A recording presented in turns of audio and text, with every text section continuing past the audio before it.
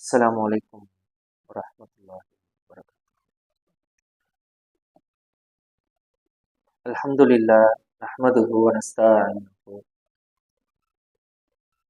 ونعوذ بالله من شرور أنفسنا ومن سيئات أعمالنا. من يهدي الله فلا مضل له ومن يضلل فلا هادي له. ونشهد أن لا إله إلا الله ونشهد أن محمدا عبده ورسوله أما بعد.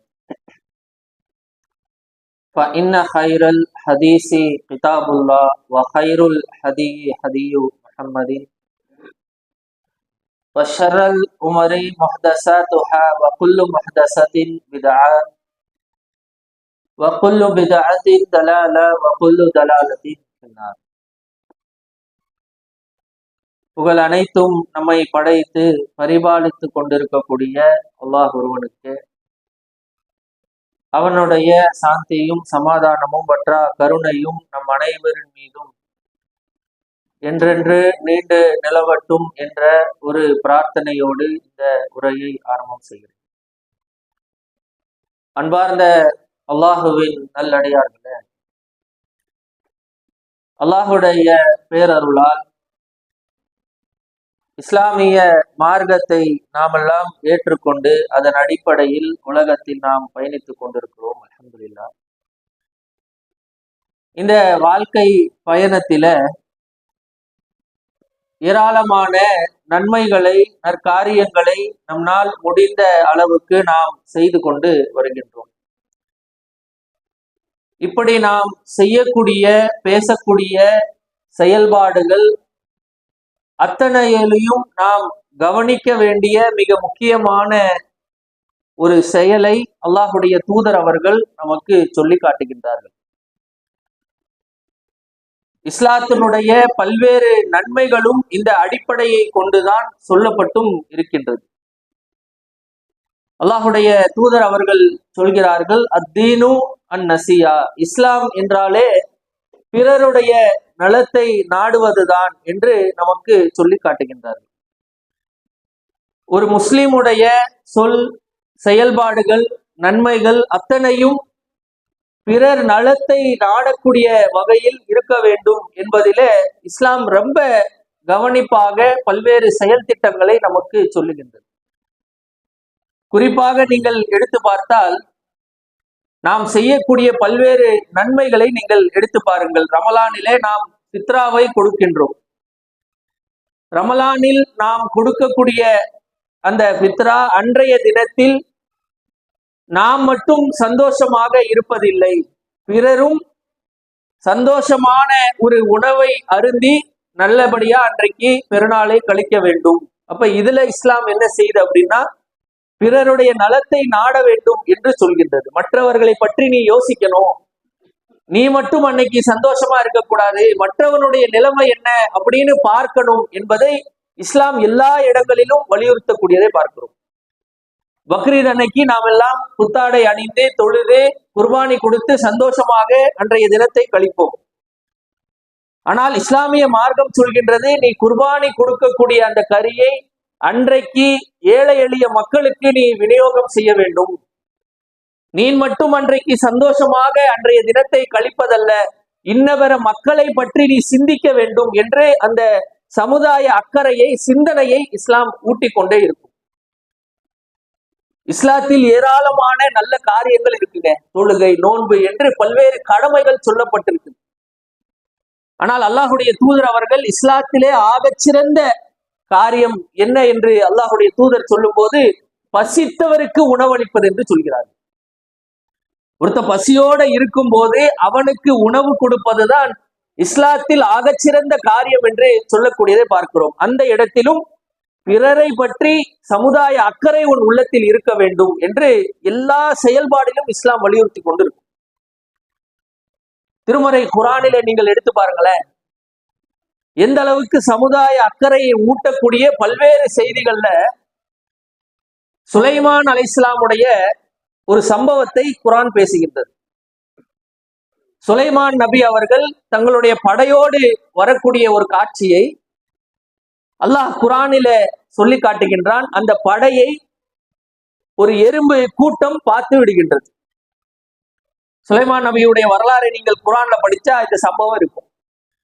ஒரு எறும்பு படை என்ன பண்ணுதுன்னா, சுலைமான் அலைஹிஸ்ஸலாம் அவர்கள் நடந்து வருவதை பார்த்து விடுகின்றது.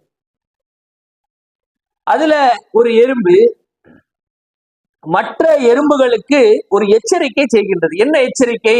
சுலைமானுடைய படை வந்து கொண்டிருக்குது, அவர்கள் நம்மளை மிதிக்க கூடும்.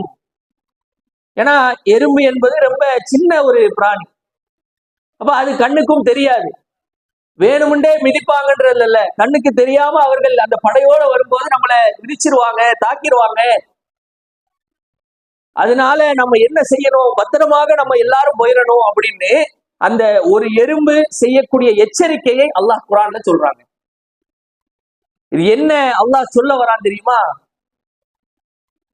சிந்திக்கக்கூடிய ஆறறிவு ஆற்றல் இல்லாத ஒரு எறும்பு ஒரு பாதிப்பை பார்த்ததென்றால் தான் மட்டும் பாதுகாப்பாக இருக்கணும் அப்படின்னு நினைக்கல, தன்னுடைய சமுதாயமே பாதுகாப்பா இருக்கணும்னு நினைச்சிச்சு.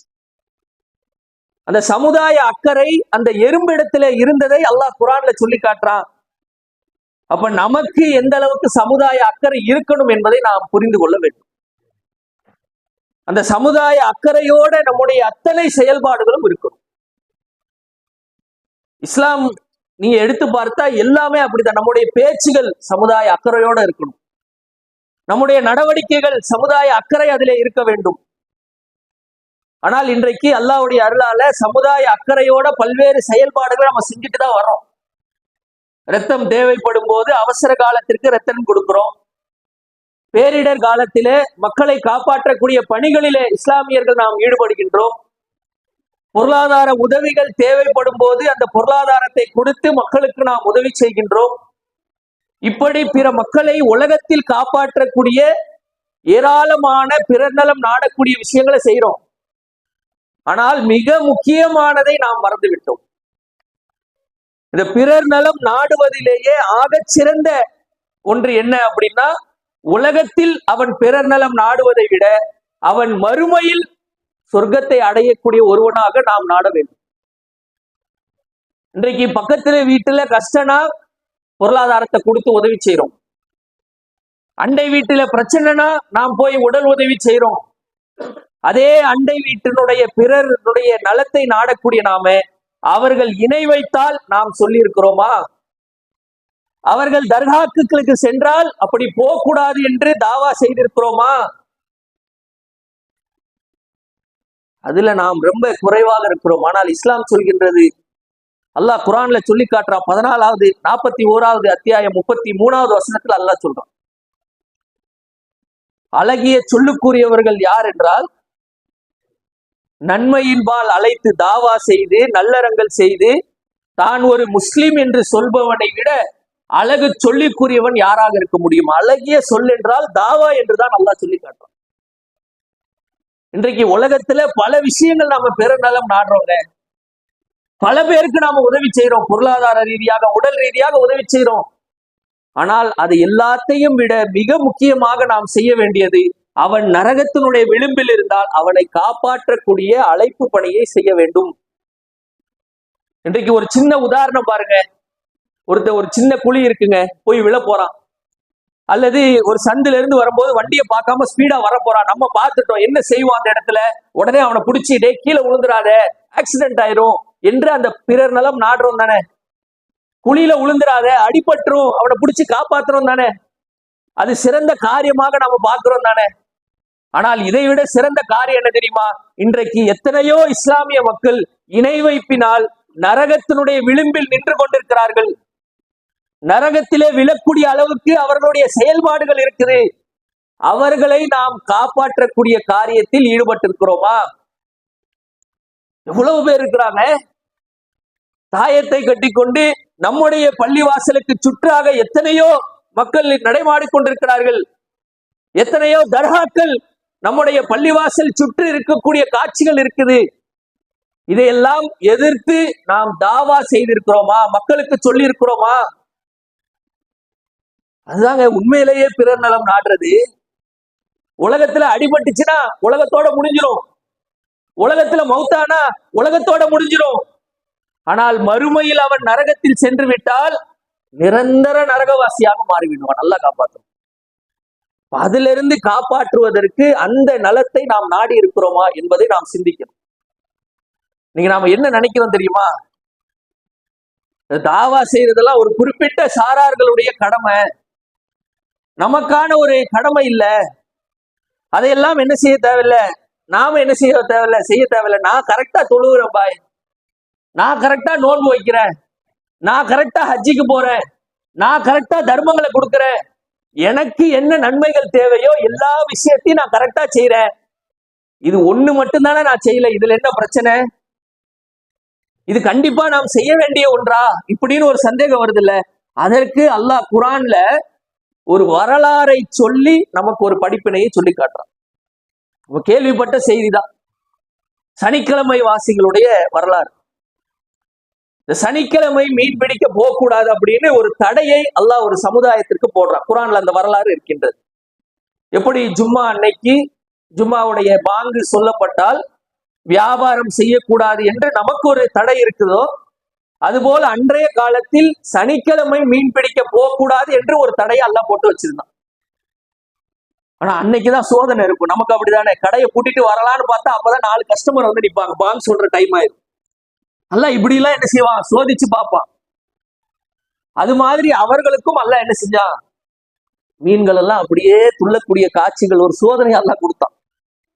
அப்போ சில பேர் என்ன செய்யறாங்க, உள்ளத்துல ஒரு ஷைத்தான் பூந்து என்ன செய்யறான், அடே சனிக்கிழமை அல்லாஹ் சொல்லி இருக்கிறா, இருந்தாலும் இன்னைக்கு மீன்லாம் நல்லா வருது, போனோன்னா நல்ல ஒரு வியாபாரம் ஒரு குடி பிடிச்சிட்டு வரலாம் இப்படின்னு சொல்லி தடையை மீறி சில பேர் போறாங்க.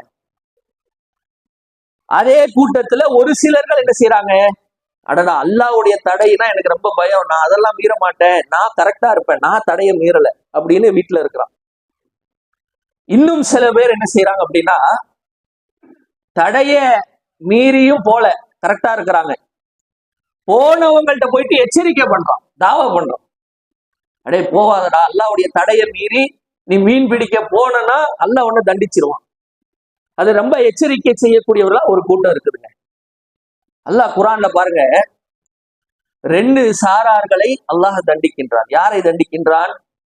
தடையை மீறி சென்றவர்கள். சரி அவர்களை விடுங்க, அல்லாஹ்வுடைய தடையை மீறிட்டாங்க, அவங்க தண்டனத்துக்குரியவர்கள், அதுல நியாயம் இருக்கு.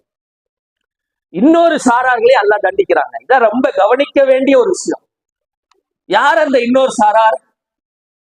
தடைய மீறல, அல்லாஹ் சொன்னபடி அவன் வாழ்க்கையை அமைச்சுக்கிட்டான், கரெக்டா இருக்கிறான். ஆனா போறவனை பார்த்து சும்மா இருக்க, தாவா பண்ணல. போறவன்கிட்ட போயிட்டு ஏன்பா போற, இப்படி போக கூடாது, அல்லாஹ் தடையை விதிச்சிருக்கிறான் அப்படின்னு எந்த எச்சரிக்கையும் செய்யல. அல்லாஹ் குர்ஆன்ல சொல்றான், தடையை மீறி சென்றவர்களையும் தடையை மீறாமல் தான் ஒன்று தான் வேலை ஒன்று என்று வாழ்ந்தவர்கள் இருவரையும் குரங்குகளாகவும் பன்றிகளாகவும் நாம் மாற்றிவிட்டோம். அல்லாஹ்வுடைய பார்வையில தடைய மீறி போனவனு ஒண்ணுதான், தடைய மீறாம சரியா வாழ்ற அப்படின்னு சொல்லிட்டு தாவா பண்ணாம இருக்கிறோம்ல, இரண்டுமே சரிசமம், 2 பேருக்கு தண்டனை. இன்றைக்கு நாம் பெரும்பாலும் அப்படிதாங்க இருக்கிறோம். நான் தகஜத்து தொழுகிறேன், நான் 5 வேளை தொழுகிறேன், நான் தர்மங்களை சரியாக செய்யறேன், நான் இணை வைக்கல, நான் தாயத்து கட்டல, நான் வரதட்சணை திருமணத்துக்கு போகல, ஆனால் என்னுடைய தம்பி தர்காக்கு போறான், அதை பத்தி எனக்கு கவலை இல்லை. என் அண்டை வீட்டில் வரதட்சணை திருமணங்களுக்கு போகும்போது அவர்களுடைய பிள்ளையை என் வீட்டில் பார்த்து கொள்வதற்காக விட்டு செல்கிறார்கள், அவர்களுக்கு எந்த எச்சரிக்கையும் நான் செய்ய மாட்டேன். என்னுடைய உறவுகளில் எத்தனையோ பேர் இணை வைப்பில் இருக்கிறார்கள், அவர்களோடு நான் பேசுவேன், பொருளாதாரம் வேணா கொடுப்பேன், ஏதாவது உதவிகள் வேணாலும் செய்வேன், ஆனா தாவா மட்டும் பண்ண மாட்டேன். இன்றைக்கு எத்தனை பேர் நம்முடைய உறவுகளிடத்தில் இந்த மார்க்கத்தை எடுத்து சொல்லியிருக்கிறோம், அண்டை வீட்டார்கள் இடத்தில் எத்தனை பேர் சொல்லியிருக்கிறோம், சிந்திச்சு பாருங்க. அப்ப நாம கரெக்டா இருந்தா நமக்கு சொர்க்கமா நன்மையா என்று பார்த்தால் கண்டிப்பாக கிடையாது. இந்த வரலாறு சொல்கின்றது, நீ கரெக்டா இருந்தாலும் இருக்காதவனை போய் எச்சரிக்கை செய்ய வேண்டும், அது மிக முக்கியமான கடமை. கடமைனா எப்படி, செய்யலைன்னா தண்டனைக்குரிய கடமை.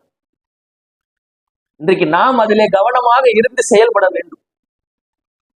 இன்றைக்கு நம்முடைய சகோதரன் இணை வைப்பில் இருப்பான், அவனுக்கு எந்த எச்சரிக்கையும் நாம செய்யல. ஒரு கட்டத்தில் ஜனாசாவாக மாறக்கூடிய நேரத்தில் தொலை வைக்காத ஒரு நிலை அவனுக்கு ஏற்படும். இன்றைக்கு அந்த எச்சரிக்கையை நாம் ஆரம்பத்திலே செய்யணும். எத்தனை பேர் நாம் அதற்காக நம்முடைய நேரங்களை ஒதுக்கி இருக்கிறோம்? யோசிச்சு பாருங்க. நம்ம கரெக்டா இருந்தாலும் மற்றவங்களை பற்றி சிந்திக்கணும். அதுதான் சமுதாய அக்கறை நம்ம உள்ளத்துல இருக்கணும். அதுதான் அல்லாஹுடைய தூதர் அவர்கள் நமக்கு சொல்லி காட்டுறாங்க. அல்லாஹுடைய தூதர் வாழ்க்கையெல்லாம் நீங்க எடுத்து பாத்தீங்கன்னா மரண தழுவாய்ங்க. அல்லாஹுடைய தூதர் அவர்கள் இறந்து போவதற்கு சில நாட்களுக்கு முன்பாக நடைபெறக்கூடிய ஒரு சம்பவம். அல்லாஹுடைய தூதர் அவர்களுக்கு 2 நபர்களுக்கு ஒரு காய்ச்சல் வந்தா எவ்வளவு வேதனை இருக்கும் உள்ளத்துல, அதுபோல ஒரு காய்ச்சல், உடம்பு வலி அல்லாஹுடைய தூதருக்கு படுத்த படுக்கையாக இருக்கிறாங்க. அன்னை ஆயிஷா ரலியல்லாஹு அன்ஹா வீட்டுல இருக்கிறாங்க. கொஞ்சம் மயக்கம் தெளிஞ்ச பிறகு எந்திரிச்சு என்னங்க கேட்போம்? நம்ம உடம்பு சரியில்லை, மயக்கம் தெளிஞ்சிருச்சு, நமக்கு கொஞ்சம் உடம்பு சரியாயிடுச்சு, நம்ம உடம்புக்கு என்ன தேவை அதுதானங்க கேட்போம். கொஞ்சம் வெந்நி வச்சு கொடுமா, கொஞ்சம் ஏதாவது ஜூஸ் ஏதாவது போட்டு கொடு, இப்படி நமக்கு என்ன தேவை? நானே மயக்கத்துல இருக்கிறேன், உடம்பு சரியில்லாம இருக்கிறேன், படுத்த படுக்கையா இருக்கிறேன், இப்போ போய் நான் பிற நிலம் நாட முடியுமா? ஆனால் அல்லாஹுடைய தூதர் அவர்கள் நாடினார்கள். மயக்கத்துல சக்கராத் ஆளுங்க. சில நாட்களில் அல்லாஹுடைய தூதர் அவர்கள் மரணிக்கக்கூடிய தருணம். அந்த தருணத்தில் அல்லாஹுடைய தூதர் அவர்கள் மயக்கத்தில் இருந்து எந்திரிச்ச பிறகு கேட்ட முதல் கேள்வி என்ன தெரியுமா? அல்லாஹுடைய தூதர் வீட்டில் இருந்து பார்த்தால் பள்ளிவாசல் தெரியும். அல்லாஹுடைய தூதர் அவர்கள் பார்த்து விட்டு கேட்கிறார்கள், ஆயிஷாவே, மக்கள் எல்லாம் தொழுது விட்டார்களா? சக்கராத்தாளுங்க. சில நாட்களில் அல்லாஹுடைய தூதர் அவர்கள் மரணிக்கக்கூடிய தருணம். அவங்களுடைய சிந்தனை, அவங்களுடைய உள்ள ஓட்டங்கள் எப்படி இருக்கு தெரியுமா? மக்கள் தொழுக போயிட்டாங்களான்னு கேட்கிறாங்க. மக்களை பற்றி சிந்தித்தார்கள். அல்லாஹுடைய தூதர் இடத்துல அன்னை ஆயிஷா ரலியல்லாஹு அன்ஹா ஒரு சம்பவத்துல கேட்கிறாங்க, அல்லாஹுடைய தூதரே, உங்களுக்கு ரொம்ப கடினமான வாழ்க்கை பயணம்னா எதை சொல்லுவீங்க? தாயிஃபுடைய சம்பவத்தை சொல்லி காட்டுறாங்க. இன்னைக்கு நம்ம ஹஜ் உம்ரான்னு போனோம்னா தாயிஃபுக்கு நம்ம போயிருப்போம். அது ஒரு எல்லையாக உம்ராக்கு இருக்கு. அப்ப அந்த தாயிஃப் நகரத்திற்கு சென்று தாவா செய்ததை அல்லாஹுடைய தூதர் அவர்கள் சொல்றாங்க, ரொம்ப கடினமான பயணம்னா அதுதான். ஏன்னா ஏற்கனவே மக்காவுல கடுமையான நெருக்கடி, தாவா செய்ய முடியாது, அவ்வளவு நெருக்கடியான சூழ்நிலை. ஆனா அல்லாஹுடைய தூதர் உள்ளம் என்ன தெரியுமா தோணுது? சரி, மக்காவிலதான் எவனோ நம்ம பேச்ச கேட்கிற மாதிரி இல்ல, கொஞ்சம் கொஞ்சமா வராங்க, பக்கத்து ஊர் மக்கள் இருக்கிறாங்க, அவங்கள்ட்ட போய் சொல்லுவோமே. தாயிஃப்ல என்ன ஏதுனே தெரியாது, அவ்வளவு பெரிய இணை வைப்பாளர்களுடைய கூட்டம் நிறைந்திருக்கிற இடம். தாயிஃபுக்கு அல்லாஹ்வுடைய தூதர் போறாங்க. அந்த ஊர்ல போய் இந்த ஏகத்துவ பிரச்சாரத்தை சொன்ன பிறகு அடிச்சு துரத்துறாங்க. அல்லாஹ்வுடைய தூதரை அந்த ஊரினுடைய மையப்பகுதியிலிருந்து தாயிஃபினுடைய எல்லை பகுதி வரைக்கும் கற்களால் அல்லாஹ்வுடைய தூதரை அடிச்சு விரட்டுறாங்க. அல்லாஹ்வுடைய தூதர் அவர்கள் அப்படியே மயக்கம் அடைஞ்சு வந்து விழுறாங்க. வானவர்கள் இறங்கி அல்லாஹ்வுடைய தூதர் இடத்துல கேட்கிறாங்க, அல்லாஹ்வுடைய தூதரே, உங்களை இவ்வளவு தாக்கிய தாயிஃப் நகரத்தை 2 மலைகளுக்கு நடுவே நாங்கள் நசுக்கிரட்டுமான்னு கேட்கிறாங்க. ஏன்னா அவ்வளவு அடி உத அல்லாஹ்வுடைய தூதர் அவர்கள் வாங்கியிருந்தாங்க. அல்லாஹ்வுடைய தூதர் சொல்றாங்க ஜிப்ரீல் அலைஹிஸ்ஸலாம்கிட்ட, அவங்கள மன்னிச்சு விட்டுருங்க. ஏன் தெரியுமா? இன்னைக்கு இவங்க இந்த சமுதாயம் இஸ்லாத்துக்கு வரல, ஆனா இவங்களுடைய சந்ததிகள் வந்துருவாங்கப்பா. எவ்வளவு அக்கறை பாருங்க. சமுதாயத்தை பற்றியே தன்னுடைய வாழ்க்கை முழுக்க சிந்திக்கக்கூடிய ஒரு வாழ்க்கையாக தான் அல்லாஹ்வுடைய தூதர் வாழ்க்கை இருந்துச்சு. அவர்கள் வழியில் வரக்கூடிய நாம, குர்ஆன்ல அல்லாஹ் சொல்லி காட்டுறான், லக்கத் கான லக்கும் ஃபீ ரசூலில்லாஹி உஸ்வத்துன் ஹஸனா. அந்த தூதர் வழியில் வரக்கூடிய நாம தொழுது நோன்பு எல்லாம் இருக்குங்க. நம்முடைய அண்ணன் தம்பி, நம்முடைய அண்டை வீட்டார்கள், அவர்களிடத்தில் இந்த தாவாவை செய்வது தலையாய ஒரு கடமை. ஜமாத்துல எல்லாரும் வந்து கூட்டா வாங்க, என்னால அப்படிலாம் டைம் இல்லை போய், பரவாயில்ல, சும்மா இருக்கிற நேரத்துல போன் பண்ணி தாவா பண்ணுங்க. போன் பண்ணி அரை மணி நேரம் பேசுறோம் இல்லைங்க, சுகசெய்தி விசாரிப்பதற்காக, நல்லது கெட்டது விசாரிப்பதற்காக பேசுறோம்ல, அதே சுகசெய்தியோட சேர்த்து இந்த தாவாவையும் கொண்டு சேர்க்கணும். இதை கண்டிப்பாக இறைவன் மறுமையில் கேட்கக்கூடியவனாக இருப்பான். அப்ப அதற்கு நாம் அஞ்சிக் கொண்டு அல்லாஹுடைய தூதர் அவர்கள் இறுதியாக சொல்லக்கூடிய ஒரு செய்தி, அல்லாஹுடைய தூதர் அவர்கள் சொல்லி காட்டுகின்றார்கள், ஒருவரை நேர்வழி நீங்கள் படுத்திவிட்டால் அந்த காரியம் எப்படிப்பட்டது என்றால் சிவப்பு நிற ஒட்டகத்தை விட சிறந்தது. சிவப்பு நிற ஒட்டகம்னா அன்றைய காலத்துல இன்றைக்கு ஆடி பென்ஸ் மாதிரி அரிய வகை கார் இருக்கும்ல, அது மாதிரி அன்றைக்கு அல்லாஹுடைய தூதர் காலத்துல சிவப்பு நிற ஒட்டகம். அதை விட ஆக சிறந்தது என்ன தெரியுமா? ஒருத்தனை நீங்கள் நேர்வழிப்படுத்தி விட்டால் அவன் செய்யக்கூடிய அத்தனை நன்மை நமக்கு வரும். அதை நாம் கவனத்தில் கொண்டு நம்மால் முடிந்த அளவுக்கு அக்கம் பக்கத்து வீடுகள் இடத்துல தாவா செய்து அழைப்பு பணி செய்யக்கூடிய நன்மக்களாக அல்லாஹ் உங்களையும் என்னையும் ஆக்கி அருள் புரிய வேண்டும் என்ற ஒரு பிரார்த்தனையோடு இந்த முதல் உரை நிறைவு செய்கிறேன். இஸ்லாம்.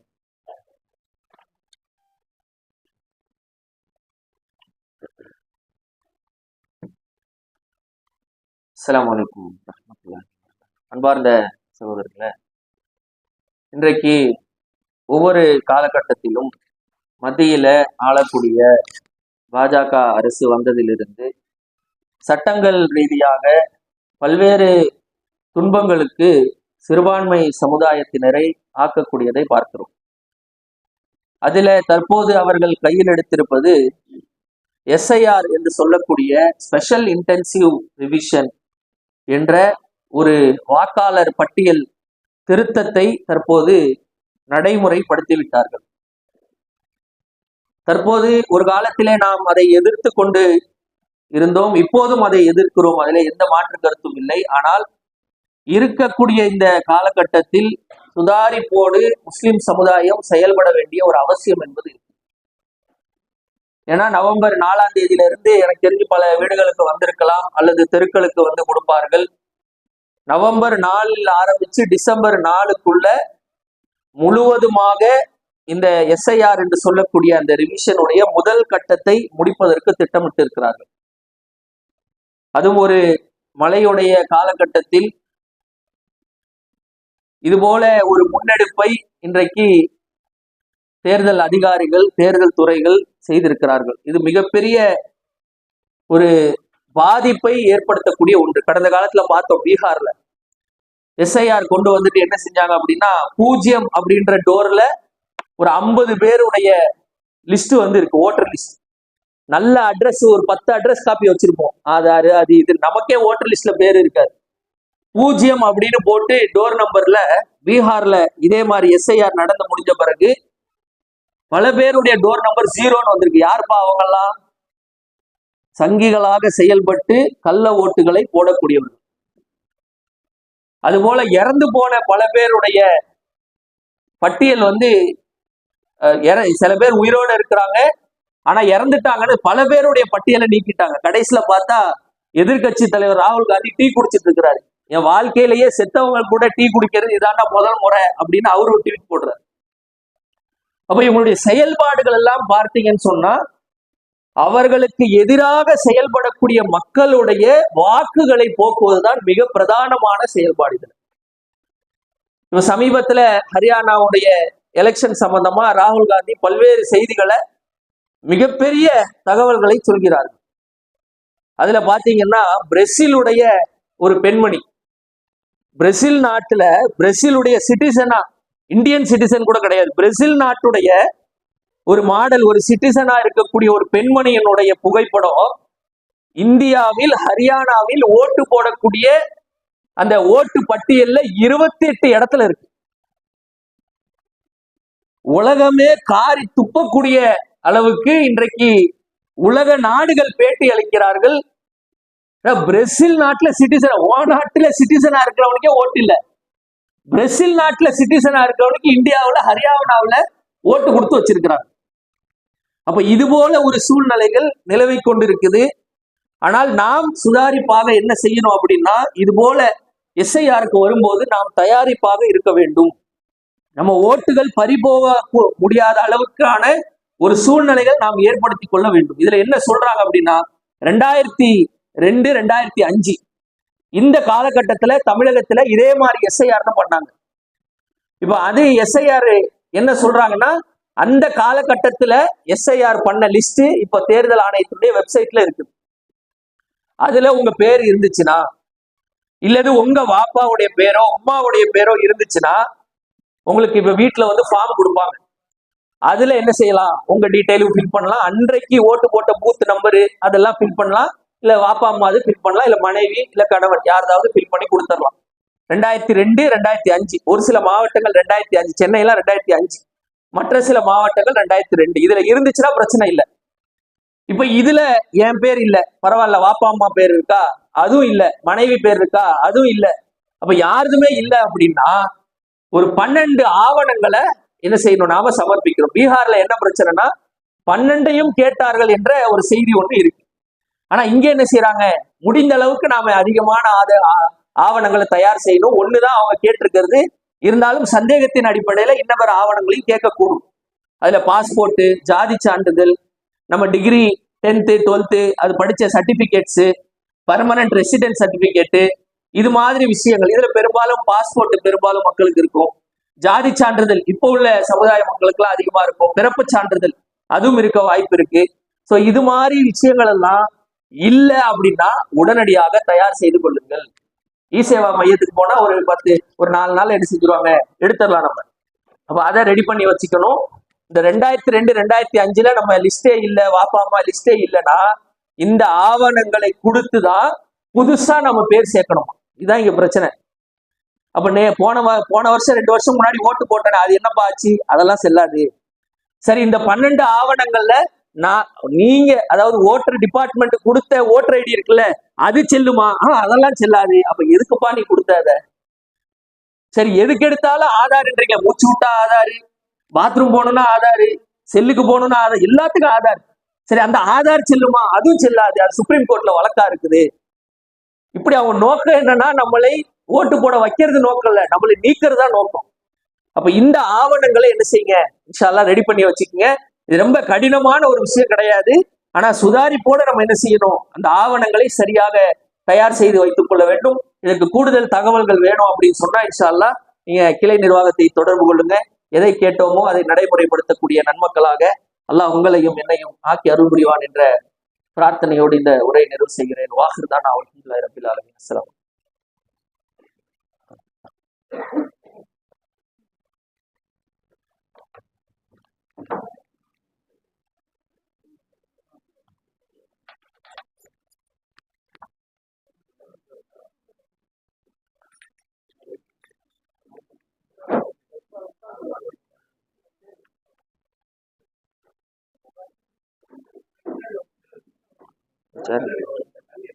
சேர் இருக்கு, ஸ்டூல் லாஸ்ட்ல வரும்.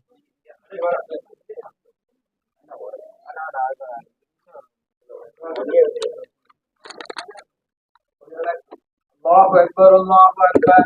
அஷ்ஹது அன் லா இலாஹா இல்லல்லாஹ் அஷ்ஹது அன்ன முஹம்மதர் ரசூலுல்லாஹ். ஹய்ய அலஸ் ஸலாஹ் ஹய்ய அலல் ஃபலாஹ். கத் காமத்திஸ் ஸலாஹ் கத் காமத்திஸ் ஸலாஹ். அல்லாஹு அக்பர்.